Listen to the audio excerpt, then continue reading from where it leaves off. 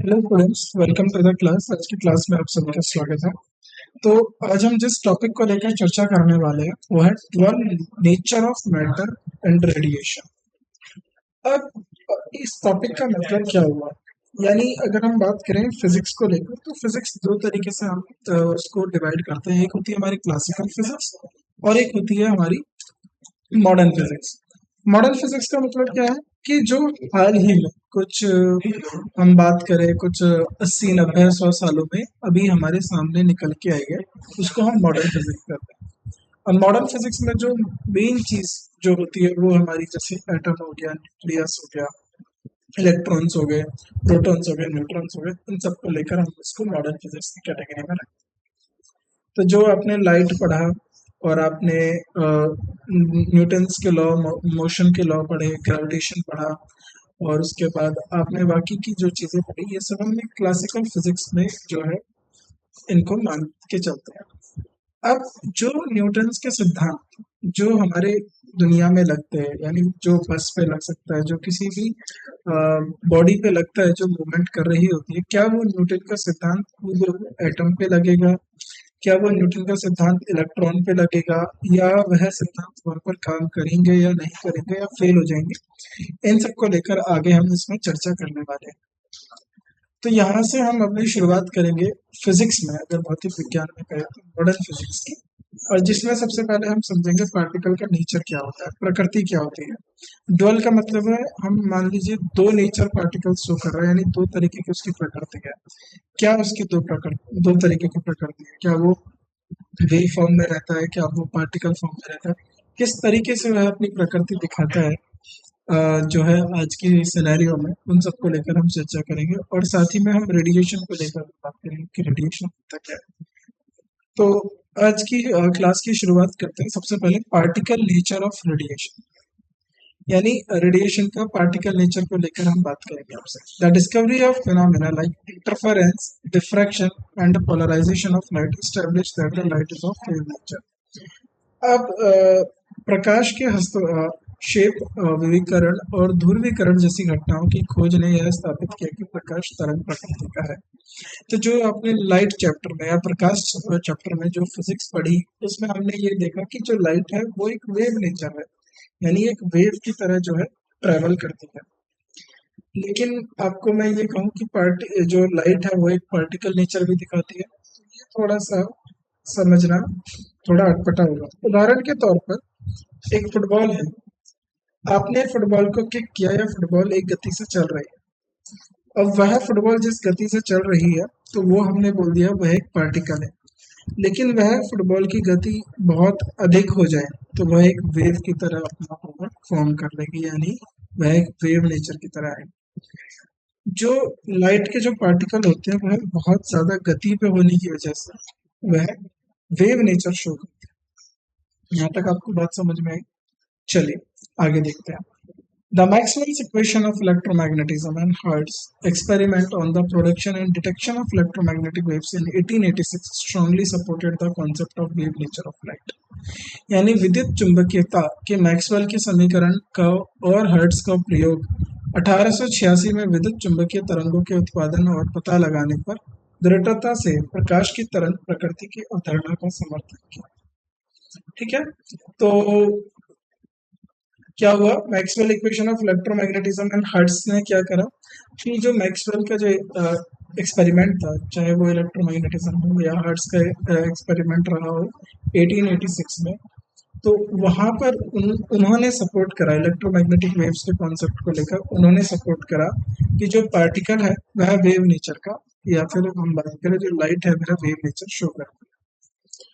In 20th century, the discoveries of photoelectric effect by Hertz, Compton effect by Compton, Stark effect by Stark were explained the quantum theory of light। तो 20वीं सदी में क्या हुआ कि hertz द्वारा photoelectric effect, photoelectric का प्रभाव, Compton या कॉम्पटन का प्रभाव, कॉम्पटन द्वारा कॉम्पटन का प्रभाव, स्टार्क के द्वारा स्टार्क का प्रभाव की खोजों को प्रकाश के क्वांटम सिद्धांत द्वारा समझाया गया। इन्होंने क्या बताया, क्वांटम थ्योरी ऑफ लाइट को लेकर इन्होंने गणना करी। अब इसी को हमें आगे समझना है कि क्वांटम थ्योरी क्या है, किस तरीके से लाइट हमारी आगे काम करती है।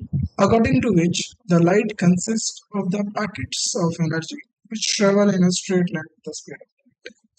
तो ये जो क्वांटम थ्योरी ऑफ लाइट है, इससे हमें क्या पता चला, जो लाइट है वो एक पैकेट के फॉर्म में ट्रेवल करते हैं। उदाहरण के तौर पे चीनी का क्रिस्टल मान लीजिए, एक फोटोन जो है, अभी हम फोटोन भी, अब फोटोन भूल जाइए, मान लीजिए लाइट का एक पार्टिकल है और उस पार्टिकल की आप शेप मानिए चीनी का क्रिस्टल, इससे भी बहुत छोटे होते हैं, यानी वो बहुत ज्यादा छोटे।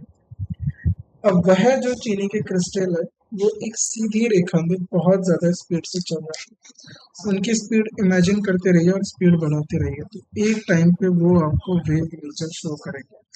लेकिन अगर हम उनको इंडिविजुअली देखें तो वह एक एनर्जी के पैकेट्स हैं, यानी ऊर्जा के पैकेट हैं, यानी ऊर्जा उनमें एक पैकेट की तरह समावेश होता है। ठीक है, तो जिसके अनुसार प्रकाश ऊर्जा के पैकेटों का समावेश होता है जो सीधी रेखा में प्रकाश की गति के साथ यात्रा करता है। 3 × 10⁸ मीटर पर सेकेंड, ये प्रकाश की गति है। Each packet of energy is called photon और क्वांटम ऑफ लाइट। तो प्रत्येक ऊर्जा का पैकेट फोटोन या प्रकाश के क्वांटम कहलाता है। Where h is Planck's constant, v is the frequency of light, and c is the velocity of light, and lambda is the wavelength of light. तो जहाँ h क्या है, प्लांक का स्थिरांक है, v क्या है, प्रकाश की आवृत्ति है, और c क्या है, प्रकाश का वेग है, और लैम्डा प्रकाश की तरंग दैर्ध्य है। ठीक, तो ये क्या होता है हमारे यहाँ पर हमने बता दिया E इक्वल्स टू एच है, तो इसको मैं आपको समझा देता हूँ। E equals to H nu, तो ये जो एनर्जी है ये बता दिया कि ये पैकेट की फॉर्म में जाती है। तो न्यू क्या होता है आपको पता होगा, फ्रीक्वेंसी को हम लिख देते हैं सी अपॉन लैम्डा। लैम्डा क्या है, वेवलेंथ ऑफ फ्रीक्वेंसी, सी क्या वेलोसिटी, तो फ्रीक्वेंसी को क्या लिखते हैं, वेलोसिटी अपॉन जो है हमारा लैम्डा। तो यहाँ पर सी क्या है, स्पीड ऑफ लाइट, तो इसको हम लिखेंगे E equals to h C upon lambda, यानी E equals to H nu, E equals to H nu equals to h C upon lambda. ये आपका क्या हो जाएगा, ड्यूअल नेचर। तो एच यहाँ पर प्लैंक्स का कांस्टेंट है, वी यहाँ पर न्यू, यहाँ पर फ्रीक्वेंसी ऑफ लाइट दी हुई है, प्रकाश की आवृत्ति, और यहाँ पर लैम्डा क्या है, प्रकाश का तरंग दे रहे हैं, यानी वेवलेंथ दिया हुआ है। Thus the particle nature of light was established। तो इस प्रकार प्रकाश का कण विशेषता स्थापित की गई और हमें बताया गया जो लाइट है वो भी एक पार्टिकल नेचर शो करती है। तो अब यहाँ पर देखा गया कि लाइट एक वेव नेचर भी शो कर रही है, यानी लाइट के जो पार्टिकल, और पार्टिकल नेचर भी शो कर रही है, यानी रेडिएशन के पास दो प्रकार के नेचर आ गए, ड्यूअल नेचर हो गया, एक पार्टिकल नेचर और एक wave nature. As some phenomena of light were explained by the wave theory of light and some by particle nature of light, it was concluded that light is of dual nature। तो प्रकाश की कुछ घटनाओं को प्रकाश की तरंग सिद्धांत द्वारा और कुछ प्रकाश के कण विकृति द्वारा समझाया गया, इसलिए निष्कर्ष निकाला गया कि प्रकाश द्वैध है।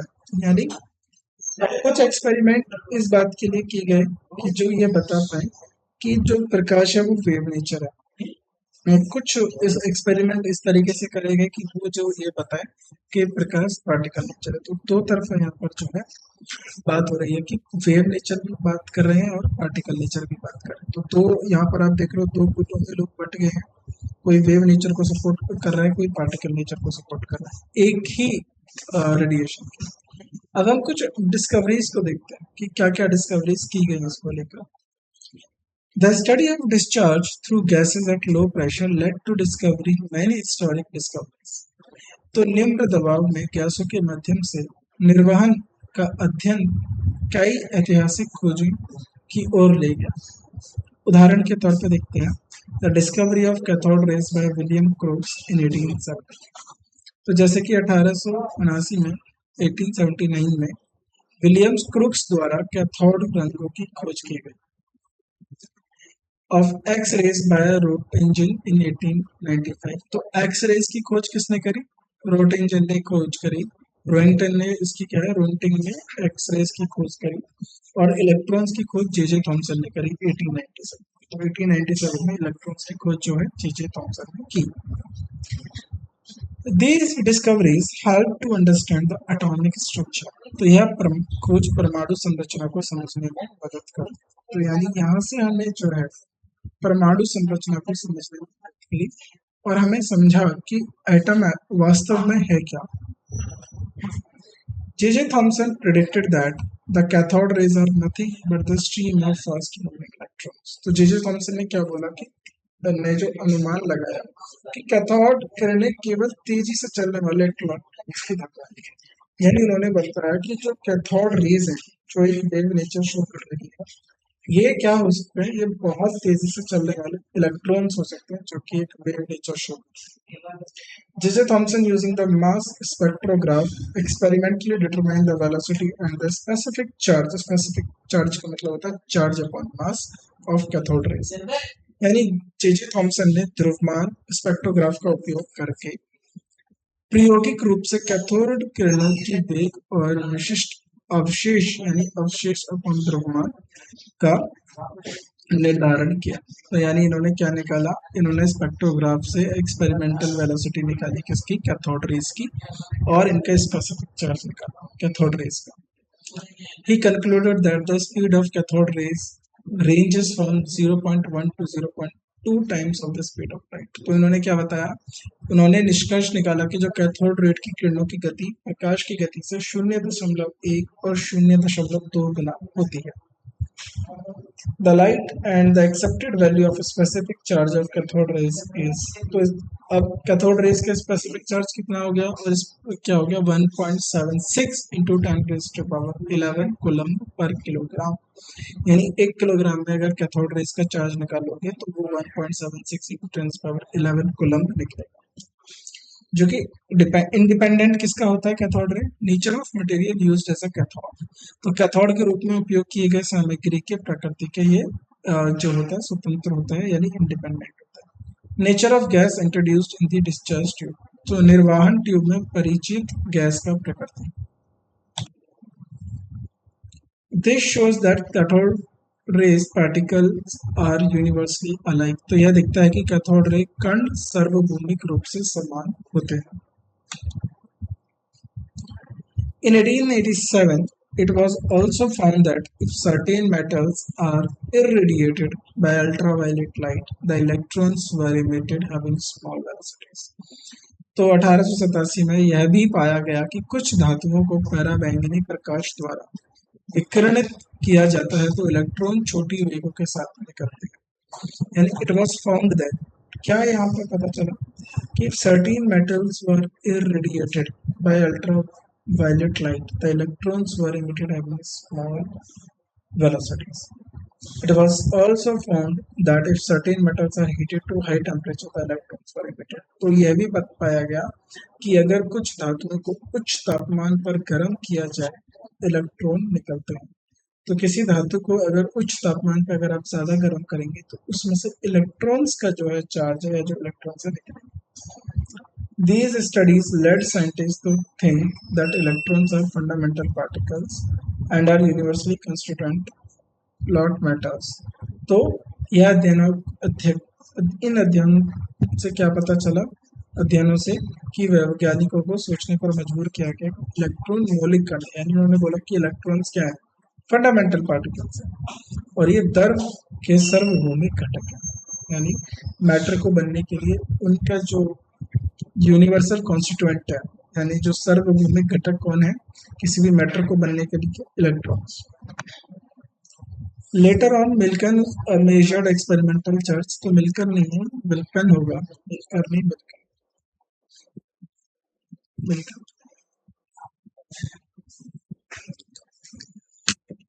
Measured experimentally charge on the droplets and predicted that the charge of a droplet is always integral multiple of elementary charge 1.0602 into 10⁻⁻19 coulomb, which is the integral multiple of charge of an electron। तो बाद में मिल्कन का experiment याद रखना, मिल्कन पहले व्यक्ति थे जिन्होंने इलेक्ट्रॉन के चार्ज के बारे में बताया था। तो बाद में मिल्कन ने बूंदों पर एक आरोप का प्रयोग किया और रूप में मापा और भविष्यवाणी की कि एक बूंद के आरोप हमेशा मौलिक यानी ड्रॉपलेट प्रेडिक्टेड बोला गया ड्रॉपलेट पे 1.602 की गुणा 10⁻⁻19 कूलम्ब के पूर्णांक पूंजक होता है। यानी एक इलेक्ट्रॉन का चार्ज कितना होगा 1.602 into 10⁻⁻19। This shows that charge on a body is quantized. तो यह दिखाता है कि शरीर पर आरोप संकेत होता है। फोटॉन्स, अब हम पढ़ते हैं फोटॉन्स। अब फोटॉन्स क्या है? जो लाइट जिनकी हम बात कर रहे थे ना, छोटे छोटे पार्टिकल से बनी होती है, ये वही फोटॉन्स।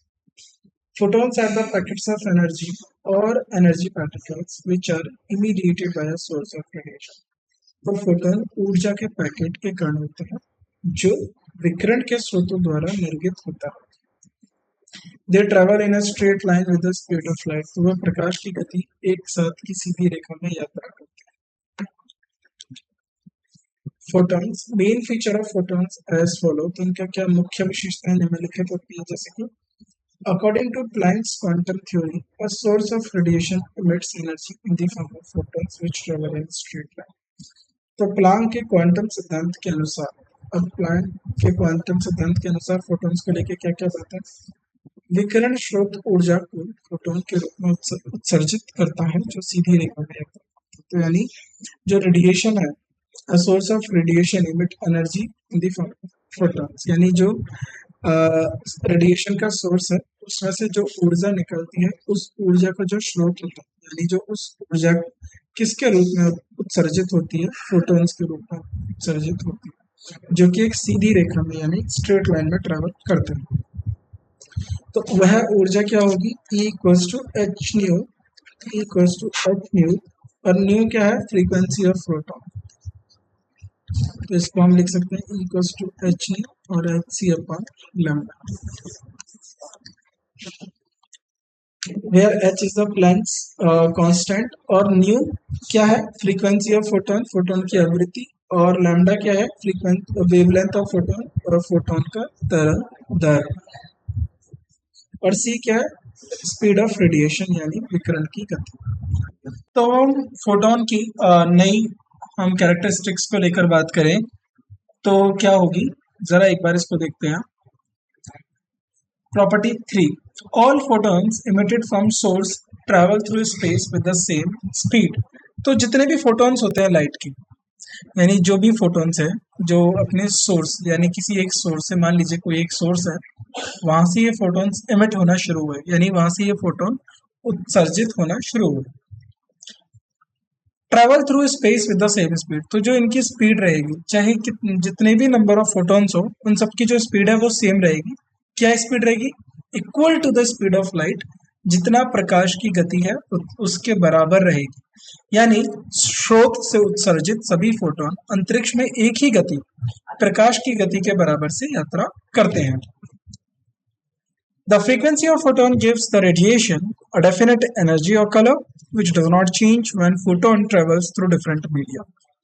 तो एक फोटोन की आवृत्ति विकिरण को एक निश्चित ऊर्जा या रंग देती है। तो यानी कहने का मतलब है कि जो फ्रीक्वेंसीज होती है ना फोटॉन्स की, हर फ्रीक्वेंसीज जो होती है वो किसी भी रेडिएशन को एक डेफिनेट एनर्जी देती है, यानी एक निश्चित ऊर्जा देती है, या फिर रंग, जिसे हम बोलते हैं, जैसे हमने बोला व्हाइट लाइट। तो व्हाइट लाइट कितनी लाइट्स का मिक्सचर बना हुआ है? VIBGYOR, violet, indigo, blue, green, orange, red. तो हर एक फोटोन अपनी एक लाइट इमिट करता है, which does not change when the photon travels through different media. So the thing is कि जब फोटोन एक मीडिया से दूसरे मीडिया यानी एक माध्यम से दूसरे माध्यम में यात्रा करता है, तो क्या होता है? उसकी फ्रीक्वेंसी नहीं बदलती है, उसकी स्पीड में बदलाव आ सकता है लेकिन फ्रीक्वेंसी में बदलाव नहीं आता। तो फ्रीक्वेंसी में बदलाव नहीं आने का मतलब है कि उसमें एनर्जी में बदलाव नहीं आएगा, बिकॉज एनर्जी क्या है? E equals to H nu, और न्यू क्या होती है? फ्रीक्वेंसी।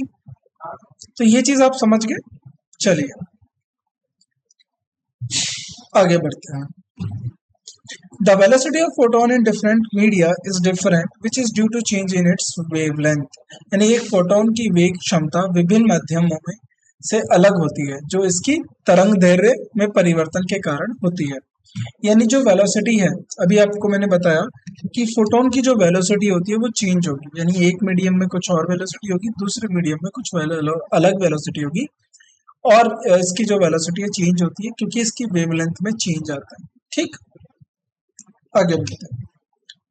फोटोन है जीरो रेस्ट मास, तो यानी फोटोन का विश्राम द्रव्यमान कितना होता है? जीरो। यानी फोटोन का विश्राम द्रव्यमान कितना होता है? Zero.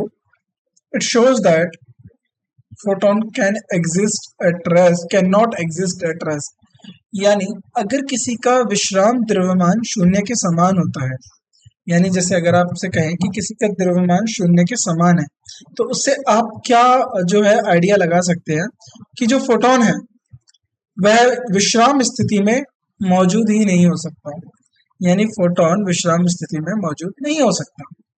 The equivalent mass m of a photon of frequency v new is given by, अब मान लीजिए जो फोटोन का जो इक्विवेलेंट मास है, यानी फोटोन का समतुल्य द्रव्यमान m निम्नलिखित होता है, यानी E equals to M C square, और यहाँ पर E इक्वल्स टू एच। देखो जरा ध्यान से देखो, ये इक्वेशन मैं आपको यहाँ पर समझाता हूँ। एनर्जी होती है E equals to M C square, c यहाँ पर स्पीड ऑफ लाइट है, मास है, तो एम सी स्क्वायर को मैं किस तरीके से लिख सकता हूँ, क्योंकि ये एनर्जी है और एनर्जी को मैं एच न्यू के फॉर्म में भी लिख सकता हूँ। क्या मैं इसे एच न्यू लिख सकता हूँ, तो एम सी स्क्वायर इसको मैं लिख सकता हूँ एच सी अपॉन लेमडा, तो ये वाले सी से ये वाला सी कटा, तो m c equals to h lambda. यहाँ तो एम आप निकल सकते हो किस तरीके से, एच अपॉन लेमडा सी, ये भी एक तरीका है मास को लिखने का, एच अपॉन लेमडा सी, या फिर वन अपॉन लेमडा को आप किस तरीके से लिख सकते हो, न्यू के फॉर्म में भी लिख सकते हो, m equals to H nu by c. ठीक, अगर न्यू रखना चाहोगे तो एच सी स्क्वायर, इसको इस फॉर्म में भी लिख सकते हो, न्यू के फॉर्म में भी लिख सकते हो, दोनों तरीके हैं, लेमडा के रूप में भी लिख सकते हो और न्यू के रूप में भी लिख सकते हो। आगे देखते हैं द मोमेंटम ऑफ फोटोन, तो मोमेंटम ऑफ फोटोन क्या हो जाएगा, m c minus h nu equals to h lambda, m c minus h nu equals to h lambda, तो ये आपका मोमेंट ऑफ फोटोन हो गया। The total energy of photon is usually expressed in electron volt, तो जो photon होता है उसकी जो ऊर्जा को सामान्यतः इलेक्ट्रॉन वोल्ट में व्यक्त किया जाता है, where 1 electron volt is the energy gained by electron when it has been accelerated under the potential difference of 1 volt, यानी एक फोटोन की ऊर्जा को सामान्यतः इलेक्ट्रॉन वोल्ट में व्यक्त किया जाता है, जहां एक इलेक्ट्रॉन वोल्ट वह ऊर्जा होती है जो इलेक्ट्रॉन प्राप्त करता है जब यह 1 वोल्ट के विभव अंतर के तहत त्वरित किया जाता है। 10 1 इलेक्ट्रॉन वोल्ट, यानी 1 इलेक्ट्रॉन वोल्ट को अगर आप जूल की टर्म में लिखना चाहें तो कितना होगा, 1.602 इंटू 10⁻⁻19 जूल, और यही कितना होता है, ये इलेक्ट्रॉन का चार्ज होता है, इसी को हम बोलते हैं इलेक्ट्रॉन का चार्ज। चलिए कूलम्ब की फॉर्म में लिख देंगे हम इसे। फोटोन आर इलेक्ट्रिकली न्यूट्रल, तो फोटोन विद्युत रूप से तटस्थ होते हैं, यानी ये इलेक्ट्रिकली न्यूट्रल होते हैं। कहने का मतलब है कि इनमें कोई चार्ज नहीं होता, ये सिर्फ अपने साथ एनर्जी कैरी करते हैं। They are not deflected by electric and magnetic fields, वह विद्युत और चुंबकीय क्षेत्र द्वारा विचलित नहीं होते, यानी आप अगर कोई फोटोन के अंदर किसी भी तरीके का चार्ज नहीं है तो इलेक्ट्रिक फील्ड के द्वारा तो वो डिफ्लेक्ट होगा ही नहीं, ना ही चुंबकीय फील्ड के द्वारा डिफ्लेक्ट होगा। Under suitable conditions the stream of photons may show the phenomena of diffraction, उपयुक्त स्थितियों में फोटोन की धारा परिवर्तन की घटना को दिखा सकती है। डिफ्रैक्शन का मतलब है कि जो उसका पाथ है उससे डिफ्रैक्ट हो सकती है। Photon is not a material body, but it is a packet of energy. So the thing is, where we can say photon is not a material body, it's a form of a packet of energy, यानी जो photon है कोई सामग्री शरीर नहीं है, ठीक है, कोई मटेरियल बॉडी नहीं होता, लेकिन ये बस एक ऊर्जा के छोटे छोटे पैकेट्स है जिनके अंदर एक एनर्जी है, यानी एक एक पैकेट में एनर्जी। जैसे आप मान लीजिए एक जार है और इसमें टॉफीज जो है बहुत सारी कैंडीज हैं, और हर एक कैंडी में क्या होता है, अपना एक टेस्ट होता है, अपना एक फ्लेवर होता है, ठीक है, और हर एक कैंडी की अपनी वैल्यू होती है। उसी तरीके से एक जार है पूरा एनर्जी का, तो उसमें जो कैंडीज है वो फोटोन्स आप मान लीजिए, आंखें बंद करिए, थोड़ा इमेजिन करिए, और उनमें आप देखिए कि उसमें एनर्जी भरी हुई है, तो हर पैकेट में एनर्जी है, तो यानी डिस्क्रीट फॉर्म में जाएगी, कंटिन्यूस फॉर्म में नहीं। तो 1 रुपया, जैसे आप मनी होता है, मनी आप अगर पैसे आप देते तो क्या कंटिन्यूस फॉर्म में देते हैं कि 10 रुपए दिए जा रहे हैं, या 10 रुपए, या प्रोसेस होता है, या आप सिर्फ उसको करेंसी में देते हो। आप उनको बंडल में देते हो, आप उनको पैकेट की फॉर्म में देते हो, यानी 1 रुपया हो गया, 2 रुपया हो गया। तो इस तरीके से जब आप एनर्जी फोटॉन्स कैरी करता है तो ये पैकेट की फॉर्म में करता है। तो 1 पैकेट ट्रांसफर हो गया, 2 पैकेट ट्रांसफर हो गया, 3 पैकेट ट्रांसफर हो गया, तो यानी पैकेट की फॉर्म में ये एनर्जी जो है चलती है। The intensity of light depends upon the number of photons present in light. तो प्रकाश की तीव्रता प्रकाश में मौजूद फोटोनों की संख्या पर निर्भर करती है। फ्री इलेक्ट्रॉन्स इन मेटल्स, तो मेटल्स में हम फ्री इलेक्ट्रॉन्स की बात करें तो in metals the electrons in the outer shell called valence electron of the atoms are loosely bounded. यानी धातुओं में परमाणु की बाहरी कक्षों में इलेक्ट्रॉन, जिन्हें हम वैलेंस इलेक्ट्रॉन कहा जाता है, ढीले बंधे होते हैं। यानी जो वैलेंस इलेक्ट्रॉन है, जो आउटर शेल है लेयर की, अब जैसे मान लीजिए एक अंदर न्यूक्लियस है, अब उसके आसपास जो है कोर्स जो है शेल होगी, हर एक शेल में इलेक्ट्रॉन बाउंडेड है। तो जस्ट इमेजिन करते रहिए, आखिरी सेल में जो न्यूक्लियस होगा उसका अट्रैक्शन इलेक्ट्रॉन के ऊपर, जो पॉजिटिव और नेगेटिव चार्ज के बीच का जो अट्रैक्शन है, जो आकर्षण है, वो कम हो जाएगा। यानी जो आखिरी इलेक्ट्रॉन है किसी भी बाहरी कक्ष में, किसी भी एटम के बाहरी कक्ष में, वह लूजली बॉन्डेड होता है, यानी वह ढीला होता है, यानी उसको आप इजीली बाहर निकाल सकते हो उस शेल से। They are quite free to move easily within the metal surface but cannot leave the metal surface। यानी अब लूजली बॉन्डेड होने का मतलब है कि वह मेटल सरफेस के अंदर आसानी से जो है काफी स्वतंत्र रूप से होते हैं और स्वतंत्र रूप से एक स्थान यानी चल सकते हैं, यानी उनके अंदर मोशन हो सकता है। लेकिन वह इतने स्वतंत्र नहीं होते कि वो मेटल को यानी धातु की सतह को छोड़ सकते हैं। Such loosely bound electrons are called free electrons. तो इसी तरीके के ढीले बंधे हुए इलेक्ट्रॉन को मुक्त इलेक्ट्रॉन कहा जाता है, यानी इनको हम लूजली बाउंडेड इलेक्ट्रॉन्स कहते हैं। The free electrons in metal can move about freely inside the metal but cannot leave its surface। धातु में मुक्त इलेक्ट्रॉन स्वतंत्र रूप से धातु के अंदर घूम सकते हैं, यानी जो मेटल के अंदर जो इलेक्ट्रॉन्स है वो मेटल के अंदर मूव कर सकता है, लेकिन उसकी सतह को यानी उसकी सरफेस को छोड़ के नहीं आ सकता। तो यानी कंडीशन है कि जो इलेक्ट्रॉन है वो इतना बाउंडेड है कि वह उसकी सतह को छोड़कर नहीं आ सकता, लेकिन इतना फ्री है कि वह उसमें घूम सकता है। ये उसकी एक कंडीशन दी गई है। There is a potential barrier due to attractive force between the re-steering force on the metal surface, which has to be overcome by the electron to just escape from the metal surface। कहने का मतलब है कि एक तरीके का बांध कह सकते हो या फिर एक तरीके का रोकने के लिए कोई बाधा लगी हुई है कि मेटल इलेक्ट्रॉन की सरफेस से नहीं आ सकते, यानी धातु की सतह पर एक संभावना बाधा है, यानी there is a potential barrier. क्या है वो पोटेंशियल बैरियर? वो है आकर्षण बल यानी अट्रैक्टिव फोर्स। ठीक है, जिसके कारण क्या होता है कि यह अट्रैक्शन फोर्स एक रीस्टेरिंग फोर्स होती है, यानी ये रोकने वाला बल है, यानी इलेक्ट्रॉन को अपने कक्ष से छोड़कर बाहर निकलने के लिए जो बल है वो एक अट्रैक्टिव फोर्स है, यानी हम कह सकते हैं वो एक इलेक्ट्रोस्टैटिक फोर्स है। किसके बीच में? एक नेगेटिव और एक पॉजिटिव चार्ज के बीच में। अगर वो अट्रैक्टिव फोर्स कमजोर होता है या फिर आप उसको अलग से कोई ऊर्जा देते हो उस अट्रैक्टिव फोर्स के बराबर, तो वो इलेक्ट्रॉन वहां से टूट के बाहर हो सकता है। लेकिन उस अट्रैक्टिव फोर्स की वजह से जो इलेक्ट्रॉन है वो अपने कक्ष से बाहर नहीं निकल पा रहा है, क्योंकि यह जो आकर्षण बल है यह रोकने वाली बल या बाधा बल का जो है यहाँ पर कार्य कर रही है, जिसे इलेक्ट्रॉन की धातु की सतह से धूल भागने यानी भागने पर को पार करना होता है। यानी अगर उस अट्रैक्टिव फोर्स से ज्यादा उसके पास एनर्जी होगी तो वह इलेक्ट्रॉन वहां से मूव कर जाएगा, चला जाएगा।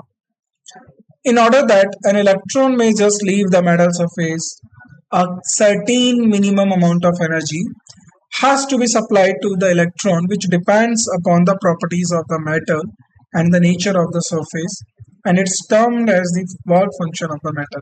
अब इस चीज को समझिए कि एक इलेक्ट्रॉन को केवल धातु की सतह से बाहर निकालने के लिए, जब आप किसी इलेक्ट्रॉन को किसी धातु की सतह से, मान लीजिए ये कोई धातु है और इस पर बहुत सारे इलेक्ट्रॉन्स हैं, अब आप एक इलेक्ट्रॉन को बाहर निकालना चाहते हो इस धातु से, तो इलेक्ट्रॉन को एक निश्चित और न्यूनतम मात्रा देनी होगी, ऊर्जा की प्रदान करनी होती है। यानी आप उसमें एक न्यूनतम मात्रा प्रदान करोगे ताकि वह मात्रा या वह ऊर्जा को सोख करके वो जो अट्रैक्शन या आकर्षण बल लग रहा है उसको तोड़े। अब उस आकर्षण बल को तोड़ दिया, मान लीजिए जिस तरीके से आकर्षण बल तोड़ दिया और ये इलेक्ट्रॉन यहाँ से अलग हो गया, तो ये जो बल यहाँ से तोड़ने के लिए लगाया गया है, ये इस आकर्षण बल को तोड़ने के लिए आपको ऊर्जा देनी होगी। वह मिनिमम अमाउंट ऑफ एनर्जी जो है चाहिए होगी, या आप उसको बाहर से अप्लाई करेंगे, हीट करेंगे, जो भी करेंगे वह ऊर्जा उसे प्रदान करेंगे ताकि यहाँ से ये इलेक्ट्रॉन्स को तोड़ा जा सके। जो धातु की गुणवत्ता और सतह की प्रकृति पर निर्भर करती है। अब ये जो अट्रैक्शन है और जो टूट के इलेक्ट्रॉन को बाहर करना है, हमें कितनी एनर्जी देनी होगी, कितना स्ट्रॉन्ग अट्रैक्शन है, यह किसके ऊपर डिपेंड करेगा? ये मेटल की प्रॉपर्टी के ऊपर डिपेंड करेगा और उसकी सतह की प्रकृति पे। यानी धातु की गुणवत्ता के साथ सतह की प्रकृति पर निर्भर करता है कि उसको कितना एनर्जी देना होगा उस मेटल से बाहर निकलने के लिए। और इस धातु का कार्य, इसी को हम कहते हैं धातु का कार्य क्षमता, यानी work function of the metal. Thus, work function of metal is the minimum energy required by an electron to just escape from the metal surface so as to overcome the resisting force at surface. तो इस प्रकार किसी धातु का कार्य या कार्य वह न्यूनतम ऊर्जा होती है। यानी वर्क फंक्शन क्या है? वर्क फंक्शन जो है किसी भी मेटल का, वह मिनिमम एनर्जी है या वह न्यूनतम ऊर्जा है जिसको एक इलेक्ट्रॉन को उसकी धातु से की सतह से बाहर निकाला जाए। यानी ये मेटल है, इस मेटल से मेरे को एक इलेक्ट्रॉन बाहर निकालना है, हमें एक इलेक्ट्रॉन बाहर निकालना है। उस एक इलेक्ट्रॉन बाहर निकालने के लिए जो हमने एनर्जी इसमें दी है वही इस मेटल का जो है ओवरकम होगा, क्योंकि वो एनर्जी जो रिस्टेरिंग फोर्स लग रहा था, जो अट्रैक्टिव फोर्स लग रहा था, जो बाधा लग रही थी इलेक्ट्रॉन को जो है निकालने के लिए, उस बाधा को पार करेगा, यानी उस अट्रैक्टिव फोर्स को तोड़ेगा, उसके अगेंस्ट काम करेगा। उसी को हम क्या बोलते हैं? Work function. तो इसको समझ के चलिएगा वर्क फंक्शन क्या होता है। Work function of a metal is generally denoted by phi naught and it is usually measured in electron volt. तो धातु का कार्य सामान्यतः फाई नॉट द्वारा सूचित किया जाता है और इसे आमतौर पर इलेक्ट्रॉन वोल्ट में मापा जाता है। यानी जो वर्क फंक्शन है किसी भी मेटल का, आप इसको इलेक्ट्रॉन वोल्ट में नापोगे। किस में नापोगे? इलेक्ट्रॉन वोल्ट में। और वर्क फंक्शन को किस तरीके से लिखेंगे? Phi not.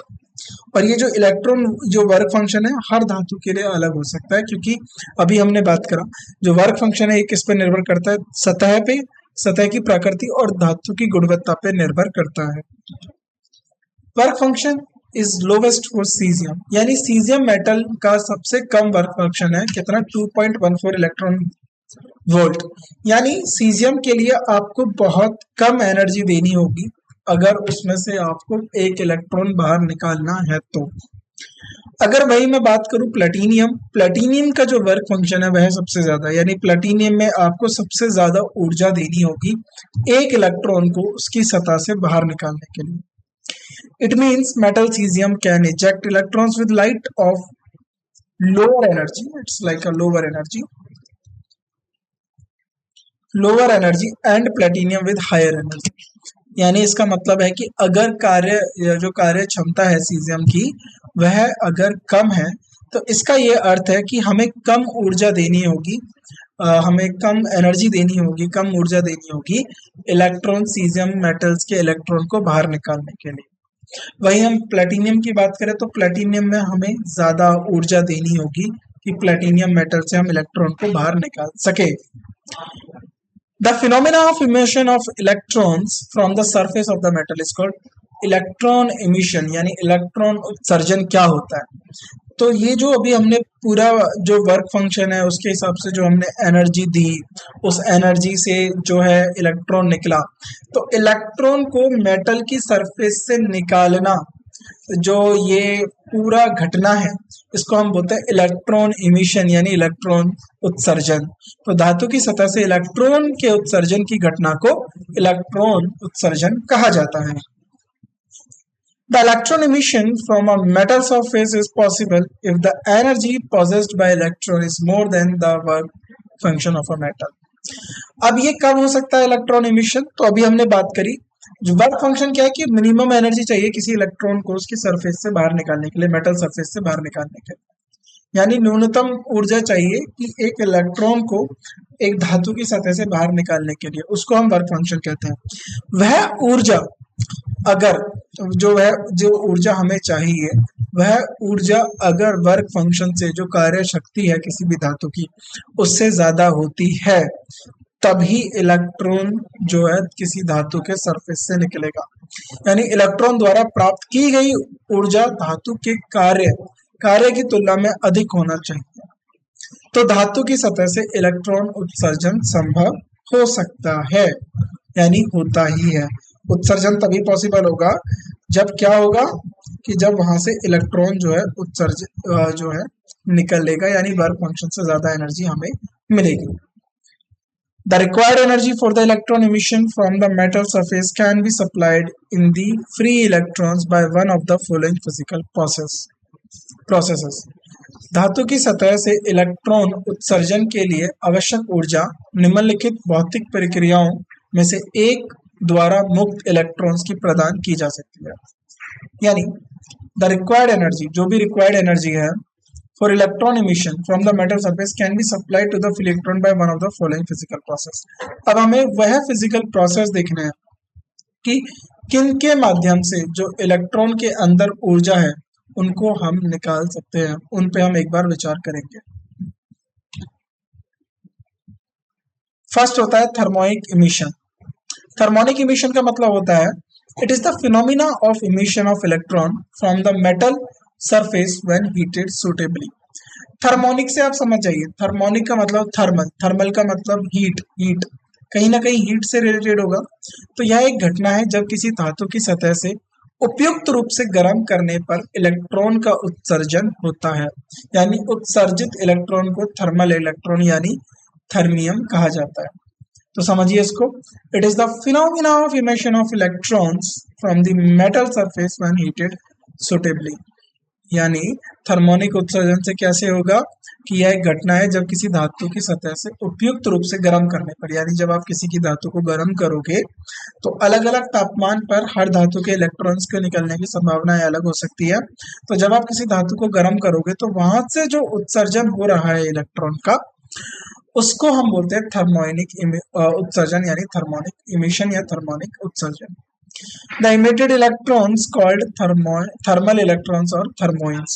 यानी अब जिस उत्सर्जन से जो हमने थर्मोनिक उत्सर्जन किया, उस उत्सर्जन से जो इलेक्ट्रॉन्स निकलते हैं उनको हम थर्मल इलेक्ट्रॉन या थर्मोइन कहते हैं। नेक्स्ट होता है फोटो इलेक्ट्रिक इमिशन, ये अभी हम पढ़ेंगे। It is the phenomena of emission of electron from the surface of metal when light radiation of suitable frequency fall on it। यानी क्या होता है इसके अंदर कि आप एक मेटल रख देते हैं, अब उस मेटल के ऊपर लाइट फॉल होती है ना, लाइट फॉल होती है। तो अगर लाइट, अब आपको पता है लाइट जो है energy H equals to nu, यानी अगर सुटेबल फ्रीक्वेंसी कहने का मतलब यह है कि यहाँ पर उपयुक्त फ्रीक्वेंसी चाहिए, यानी हमें उतनी एनर्जी तो चाहिए ही उसके वर्क फंक्शन से ज्यादा जो उस इलेक्ट्रॉन को निकाल सके। तो यहाँ पर जो उपयुक्त ऊर्जा होगी, जो उपयुक्त एनर्जी होगी, जो उपयुक्त फ्रीक्वेंसी होगी, उसी फ्रीक्वेंसी पर ही इलेक्ट्रॉन निकलेगा। यानी यह एक घटना है जब उपयुक्त फ्रीक्वेंसी की प्रकाश विवरण की धातु पर सतह पर पड़ती है तो इलेक्ट्रॉन का निर्गमन होता है। यानी आपको जो इलेक्ट्रॉन यहाँ से निकल रहा है उसके लिए, उस मेटल के लिए जो ऊर्जा दी जा सकती है, उस ऊर्जा के लिए जो मिनिमम फ्रीक्वेंसी चाहिए, उस फ्रीक्वेंसी को आपको अटेन करना होगा, और उसको अटेन करने के लिए जो मिनिमम फ्रीक्वेंसी की रिक्वायरमेंट है वो यहाँ पर आपको चाहिए होगी। Here the energy to be free electrons for the emission is being supplied by light photon। तो यहाँ मुक्त इलेक्ट्रॉन को उन्मुक्ति करने के लिए यानी निकालने के लिए ऊर्जा प्रकाश फोटोन द्वारा प्रदान की जा रही है। यानी यहाँ पर फोटॉन्स जो हमने पढ़े थे, जो यहाँ से इलेक्ट्रॉन्स को निकाला जा रहा है, तो जो प्रकाश में जो ऊर्जा लेकर चलते हैं वो कौन होते हैं? फोटॉन्स। तो यहाँ पर मेटल की सरफेस पे आकर, ये जैसे धातु की सरफेस है, तो यहाँ पर आके जो है फोटॉन्स गिरेंगे। इस फोटॉन्स अगर उस उतनी एनर्जी लेके आ रहे हैं जितना वर्क फंक्शन हमें रिक्वायर्ड है, that much amount of energy which we have to require to eject an electron from the surface of a metal। तो जो एनर्जी हमें चाहिए उस मेटल सरफेस से इलेक्ट्रॉन निकालने के लिए, उस ऊर्जा के लिए, तो वहां पर हमें जो फोटॉन्स गिरेंगे वह उस फ्रीक्वेंसी के होने चाहिए, उनमें उतनी ऊर्जा होनी चाहिए कि वहां से इलेक्ट्रॉन्स निकल सके। तो यहाँ मुक्त इलेक्ट्रॉन को उन्मुक्ति के लिए ऊर्जा प्रकाश फोटोन द्वारा प्रदान की जा रही है। The emitted electron called photo electrons. अब यहाँ से, अब जो फोटोस जैसे थर्मोइंस या थर्मोनिक इलेक्ट्रॉन्स कह रहे थे उनको, जो हीट करके निकाल रहे थे हम जिन इलेक्ट्रॉन्स को, जो फोटो इलेक्ट्रिक इफेक्ट की मदद से जो इलेक्ट्रॉन्स निकलते हैं उनको हम फोटो इलेक्ट्रॉन्स कहते हैं। उनको किस रूप में या किस नाम से जाना जाता है? फोटो इलेक्ट्रॉन्स के नाम से जाना जाता है। अब फील्ड इमिशन और कोल्ड कैथोड इमिशन, इन सबको, और सेकेंडरी इमिशन हो गया, ये सब जो है हम अपने नेक्स्ट लेक्चर में देखेंगे। और उसके साथ साथ जो हमारा फोटो इलेक्ट्रिक इफेक्ट है, फोटो इलेक्ट्रिक इफेक्ट के पीछे की जो भी सारी कहानी है और ये किस तरीके से ये एक्सपेरिमेंट किया जाता है, इन सब को लेकर भी हम अपने आने वाले लेक्चर में चर्चा करेंगे। तो जो बातें मैंने आपको बताई हैं अभी तक फोटॉन्स, इलेक्ट्रॉन्स के इमिशंस को लेकर, ये सब आपको याद रखना है। वर्क फंक्शन को याद रखना है। वर्क फंक्शन क्या होता है? वह मिनिमम अमाउंट ऑफ एनर्जी जो हमें इलेक्ट्रॉन्स को मेटल की सरफेस से बाहर, लूजली बॉन्डेड इलेक्ट्रॉन्स को मेटल की सरफेस से निकाल सके। तो आज के लेक्चर में बस इतना ही। आप सभी का शुक्रिया आज के लेक्चर में हमारे साथ उपस्थित होने के लिए। आपसे मुलाकात होती है अब अगली क्लास में। तो जो भी चीजें आपको बताई गई हैं उनको अच्छे से समझिए, सुनिए और अपने जो है निरंतर अभ्यास करते रहिए, ताकि जब परीक्षा में ये आपसे पूछा जाए तो आप इजीली ऐसे सवालों को आंसर कर पाए। तो बाकी बातें जो होगी वो हम अपनी अगली क्लास में करेंगे आपके साथ। तब तक के लिए आप सब हमें अलविदा करिए और आपसे मुलाकात होती है अगली क्लास में। और इसमें जो फोटो इलेक्ट्रिक इफेक्ट है उनकी चर्चा आपके साथ अगली क्लास में करते हैं। थैंक यू सो मच आप सभी उपस्थित होने के लिए। आज की क्लास में आप सभी का उपस्थित होने के लिए थैंक यू सो मच। मिलते हैं आपसे नेक्स्ट क्लास में। Thank you.